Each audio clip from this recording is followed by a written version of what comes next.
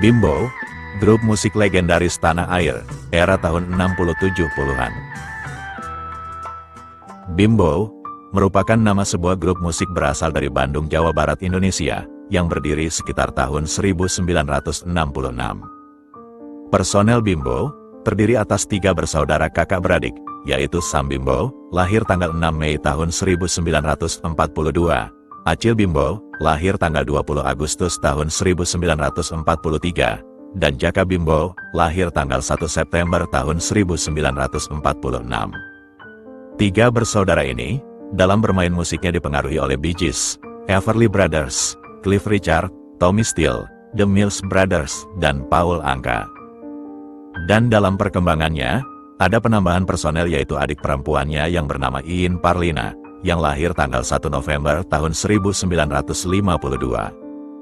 Lagu mereka mengangkat tentang tema cinta, bercanda dalam lagu, mulai soal kumis, tangan, mata, sampai calon mertua atau membuat satir dan sindiran sosial. Di luar itu, Bimbo juga bicara tentang Tuhan, melalui senandung lagu bertajuk Tuhan. Terlahir dari pasangan Raden Dayat dan Uken Kenran di kota Kembang, Bandung, si anak sulungnya yang bernama Syam, dari kecil sudah punya hobi bernyanyi, hal itu juga diikuti oleh adik-adiknya. Syam dan adiknya Acil, ketika masih duduk di bangku SMA, pernah membentuk sebuah band bernama The Alulas pada tahun 1958, dengan dibantu oleh temannya, Jesse Wenas, dan grup itu akhirnya berhasil menjadi pemenang pada festival band yang diadakan di Hotel Homan, Bandung. Setelah lulus SMA pada pertengahan tahun 1950-an sampai tahun 1960-an, mereka mulai membangun karir bermusiknya secara serius. Dan pada tahun 1961, band mereka berubah nama menjadi band Aneka Nada, Syam dan Acil yang menjadi vokalisnya. Putra Presiden Indonesia yang pertama Soekarno, yaitu Guntur Soekarno Putra pun ikut bergabung, karena mereka kebetulan sama-sama kuliah di ITB.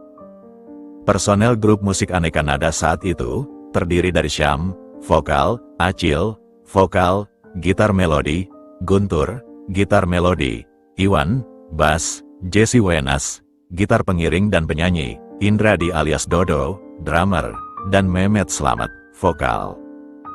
Aneka Nada banyak memainkan musik berirama Amerika Latin yang berirama Cha-cha, seperti lagu trio Los Ponchos, terkadang disisipi juga lagu barat yang berirama rock, tetapi tidak banyak, karena ada larangan musik ngak-ngik-ngok pada zaman itu.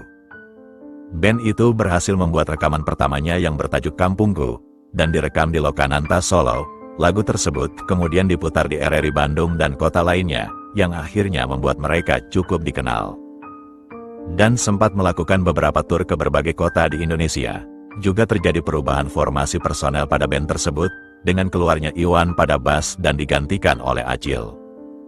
Syam juga mengasuh band Aneka Nada Junior, yang dipersoneli oleh adik laki-lakinya Jaka sebagai pemain gitar utama, dan Iwan Abdurrahman, teman sebangku Jaka saat di SMP sebagai pemain bass. Selain itu, Syam juga melatih adik-adik perempuannya, yaitu Yani, Tina, dan Iin dalam trio Yanti Bersaudara, aktif bermusik sejak masih kecil, dan warna musik serta bernyanyinya terkena pengaruh musik pop ala Connie Francis. Trio ini sempat populer pada paruh kedua era 1960-an dengan lagu bertajuk Abu Nawas. Ketika Yanti Bersaudara berjaya, justru band Aneka Nada bubar pada tahun 1965. Perbedaan visi di antara mereka membuat band ini tidak bisa dipertahankan. Syam dan Acil sempat vakum untuk beberapa saat lamanya. Sementara Jesse Wenas, Guntur Soekarno, Dodo, dan Mehmet Slamet membentuk sebuah band baru yang bernama Kuartet Bintang. Band tersebut sempat terkenal dengan lagu-lagunya, seperti Puteri Malu, Si Gareng, Taman Rindu, dan lain-lain, serta cukup dikenal masyarakat pada masa itu. Setelah vakum untuk beberapa saat lamanya, akhirnya ketiga bersaudara tersebut, yaitu Muhammad Syamsuddin Dayat Harjakusumah atau Syam, Darmawan Dayat Harjakusumah atau Acil, dan Jaka Purnama Dayat Harjakusumah atau Jaka, membentuk grup band dengan nama Trio Los Bimbos pada tahun 1966. Saat terbentuknya band tersebut, Syam banyak mendapat saran dari seorang temannya Fr. Patirane, yang membukakan pintu cakrawala mereka dalam bermusik, khususnya dalam perihal harmoni.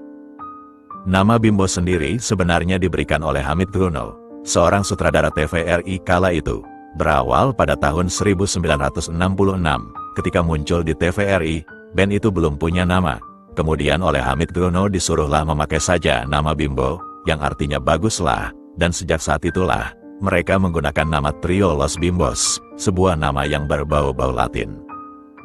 Namun kemudian dalam perjalanannya, mereka mengubah nama Trio Los Bimbos itu menjadi Trio Bimbo, agar lebih terkesan lokal. Pada awalnya, Trio Bimbo banyak dipengaruhi musik Latin. Menurut mereka, lagu-lagu Latin itu identik dan dekat dengan tembang Sunda. Kalau lagu Latin banyak memakai perkusi, sedangkan untuk tembang Sunda banyak memakai gendang.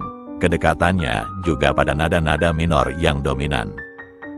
Pada tahun 1969, Trio Bimbo pernah mencoba menawarkan konsep musiknya untuk direkam di perusahaan rekaman Remaco.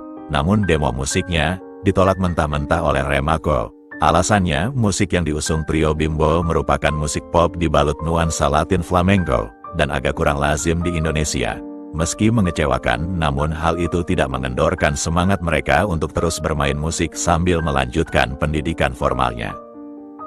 Trio Bimbo sempat pernah dikontrak juga selama 3 bulan untuk bernyanyi di Ming Court Hotel di bilangan Orchard, Singapura. Di sana, mereka bermain hampir tiap malam menghibur tamu-tamu hotel yang berasal dari berbagai negara maupun warga Singapura itu sendiri. Mendekati kontrak mereka hampir habis. Bimbo pun waktu itu sebenarnya hampir bubar. Acil dan Jaka harus pulang menyelesaikan kuliah mereka. Sedangkan Syam yang memang sudah lulus dari jurusan seni rupa ITB pun tak ingin sendiri dan berlama-lama di negeri orang. Lalu mereka pun mencoba membuat sebuah album buat kenang-kenangan sebelum pulang ke Indonesia. Bimbo sempat merekam album di perusahaan rekaman Polydor dengan label Fontana, Singapura pada tahun 1970. Rekaman di Kinetex Studio itu melibatkan seniman jazz Mariono pada flute dan saksofon, serta Mulyono pada piano. Kebetulan keduanya juga dikontrak di Singapura. Album itu berisikan 12 lagu. Di antaranya adalah bertajuk Melati dari Jayagiri dan Flamboyan, Gubahan dari Iwan Abdul Rahman, dan tak disangka setelah album tersebut dirilis, ternyata meledak di pasaran. Sebuah kata ironi bagi grup yang pada tahun 1969 ditolak mentah-mentah oleh Remaco di Indonesia, dan justru mendapat pengakuan di negeri jiran Singapura. Pada back cover album tersebut, terdapat sebuah liner note yang antara lain berbunyi, menyanyi adalah media seni yang paling cepat menyentuh perasaan seseorang. Tanpa melalui kata-kata, seseorang bisa dibawa hanyut, dan pada kenyataannya, pendengar musik memang terhanyut, menyimak olah vokal dari Trio Bimbo tersebut. Kehadiran Trio Bimbo saat itu, memang membuat pendengarnya seolah dejavu dengan aura ala Trio Los Pancos maupun Brother Force. Bahkan timbre vokal Acil yang rendah, seolah kembaran dari Andy Williams yang bernuansa male golden voice. Side A pada album tersebut, Trio Bimbo menyanyikan lagu-lagu Indonesia yang tengah ngetop pada saat itu, seperti Manis dan Sayang karya Tony Kuswoyo dari Kus Plus, serta 2 lagu karya sahabat Jaka, Iwan Abdul Rahman, berjudul Melati dari Jayagiri dan Flamboyan, yang nantinya, kedua lagu tersebut menjadi semacam trademark Bimbo dalam lagu-lagu bernuansa romansa. 2 lagu tersebut bisa dibilang prototipe dari lagu balada Bimbo. Jika diamati dari torehan liriknya, memang syarat personifikasi, terasa begitu personal dan puitis. Side B pada album tersebut, Trio Bimbo menyanyikan sederet hits mancanegara seperti El Condor Pasa dan Cecilia Simon and Garfunkel, Light My Fire The Doors, Wichita Lineman Glenn Campbell, serta lagu I Have Dream karya musik Broadway, The King and I karya Richard Rodgers, dan Oscar Hammerstein. Album pertama Trio Bimbo berbentuk kaset dan piringan hitam, serta hanya dicetak terbatas. Meskipun begitu, hal itu merupakan pintu masuknya Trio Bimbo ke belantika musik tanah air. Kesuksesan dalam merilis album pertama itu, menjadikan mereka mulai dikenal oleh pecinta dan penggemar musik Indonesia. Mereka pun kemudian bersemangat untuk meluncurkan album-album berikutnya. Perusahaan Remaco pun mengubah keputusannya. Mereka mengajak Bimbo untuk bekerja sama dalam merekam dan memasarkan album-album Bimbo berikutnya. Pada era tahun 70-an, Bimbo memang identik dengan lagu-lagu balada yang cenderung berpola minor dengan lirik-lirik puitisnya. Hal itu menjadikan mereka unik dan disukai para penggemarnya.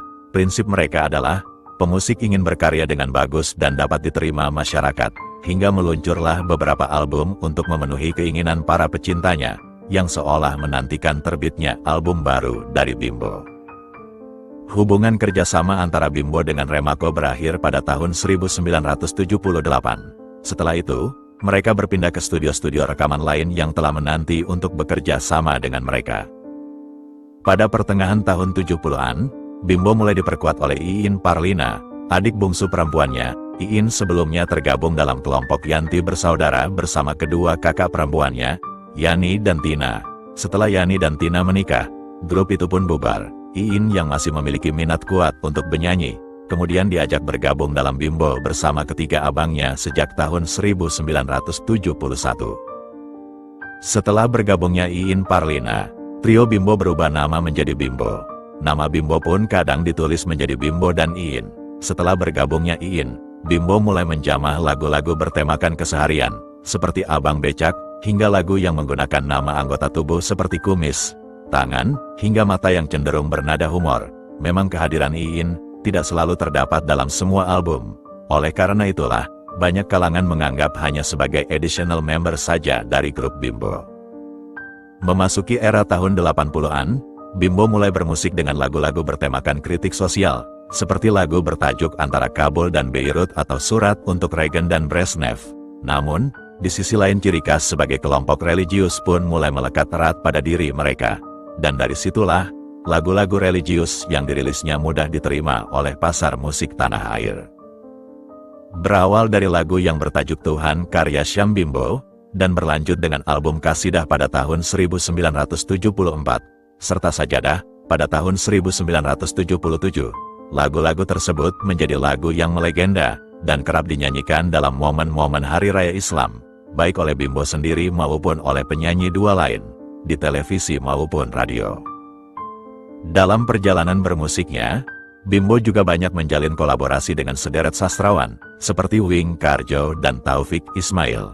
Bimbo awalnya diperkenalkan oleh sastrawan Ramadan KH kepada penyair Taufik Ismail. Proses mengalir begitu saja.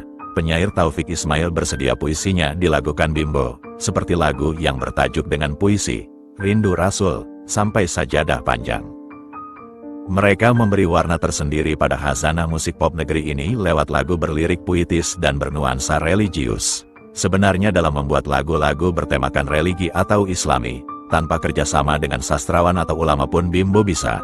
Tetapi karena lagu-lagu itu perlu kesungguhan yang lebih, maka yang dikejar adalah hasil yang lebih berbobot. Itulah sebabnya kerjasama ini dilakukan. Bimbo juga berkomitmen dengan masalah lingkungan. Pada saat Emil Salim masih menjabat Menteri Negara Kependudukan dan Lingkungan Hidup, mereka telah membuat album khusus tentang masalah lingkungan, antara lain lagu bertajuk Sungai Ciliwung, Harimau Jawa, Cendrawasih, tentang kependudukan dan sebagainya. Kekecewaan Bimbo pada kondisi lingkungan hidup di Indonesia semakin rusak telah mereka tuangkan dalam lagu mereka di masa itu.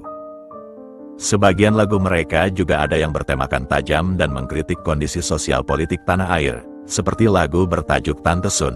Lagu ciptaan Jaka itu bikin gemas penguasa Orde Baru karena dianggap menyindir para istri pejabat pada saat itu. Lagu Tante Sun adalah awal kritik terhadap rezim Orde Baru, sehingga sambutan dari masyarakat begitu baik. Bahkan lagu tersebut menjadi lagu marching band ITB dalam event nasional di Jakarta, yang kemudian lagu itu dicekal oleh rezim Orde Baru. Bimbo merupakan proses jalan panjang yang melegenda. Selama lebih dari 40 tahun berkarya, Bimbo melahirkan kurang lebih sekitar 800 lagu dalam 200 album. Bimbo juga pernah merilis album pop, keroncong, dangdut, klasik Melayu, pop Sunda, dan tentu saja lagu-lagu rohaninya. Bimbo telah sukses mengadakan sebuah konser 40 tahunnya, yang berlangsung di Jakarta pada tanggal 22 Agustus tahun 2007. Pada kesempatan itu pula, mereka merilis album pop serta menerbitkan buku berjudul 40 Tahun Bimbo. Demikianlah sekilas profil Bimbo, grup band legenda tanah air. Terima kasih.